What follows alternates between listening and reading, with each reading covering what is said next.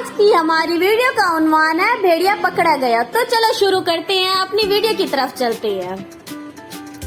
एक भेड़िया शिकार की तलाश में इधर उधर घूमते घूमते एक गार के पास जा पहुंचा, जहां से ताजा गोश्त की महक आ रही थी। भूख और ऊपर से ताजा गोश्त उससे रहा ना गया और वो गार के अंदर चला गया। जब वो गार में पहुंचा तो उसने अपने दोस्त चीते को बकरी खाते हुए देखा तो हैरानी से बोला, अरे तुम कहाँ गायब थे इतने अरसे से? बड़े मजे आ रहे हैं, अकेले ही पूरी बकरी खा रहे हो। चीता बोला, हाँ भाई, शिकार के लिए मेहनत की और अब इस मेहनत का फल खा रहा हूँ। तुम सुनाओ, खैरियत तो है? बड़े कमजोर दिखाई दे रहे हो, हालांकि पहले तो अच्छे भले सेहतमंद थे।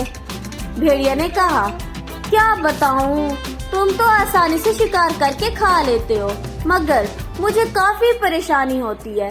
करीब के गांव से रोजाना जंगल में बकरियों का एक रेवड़ घास चरने आता तो है, मगर रेवड़ के साथ बहुत से मोटे ताजे कुत्ते होते हैं, इसलिए मैं उनका शिकार नहीं कर पाता।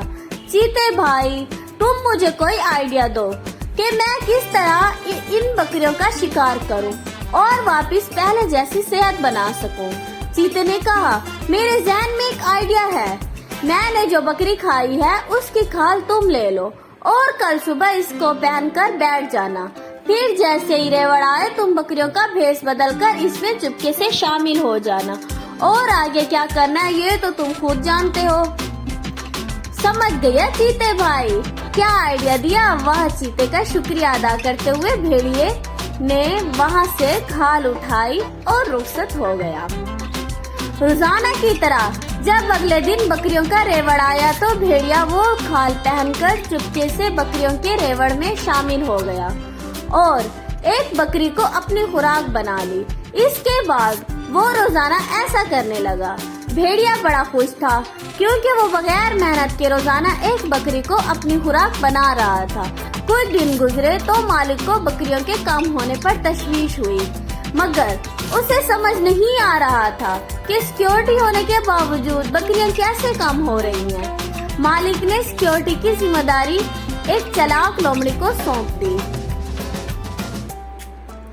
हालांकि लोमड़ी चुपचाप रात को बकरियों के बाड़े में गई। जिस वक्त सब बकरियां आराम कर रही थी, वो दूर से बैठी एक एक बकरी को बगौर देख रही थी कि अचानक उसकी नजर एक बकरी पर पड़ी जो एक आंख से सो रही थी। इस तरह के एक आंख खोले दूसरी बंद करे और दूसरी खोले तो पहली आंख बंद कर ले। उसने ये सारी बात मालिक को बताई तो फौरन मालिक के जहन में ख्याल आया कि इस तरह तो भेड़िया सोता है। उसने फौरन अपने अमले की मदद से धोखेबाज भेड़िया को पकड़ लिया। प्यारे बच्चों, झूठ बोलकर धोखा देकर हम आर्जी तौर पर तो कोई खुशी हासिल कर सकते हैं, मगर याद रखें कि झूठ जल्द या कुछ देर में सामने आ ही जाता है और फिर आपके पास पछतावे के सिवा कुछ नहीं बचता।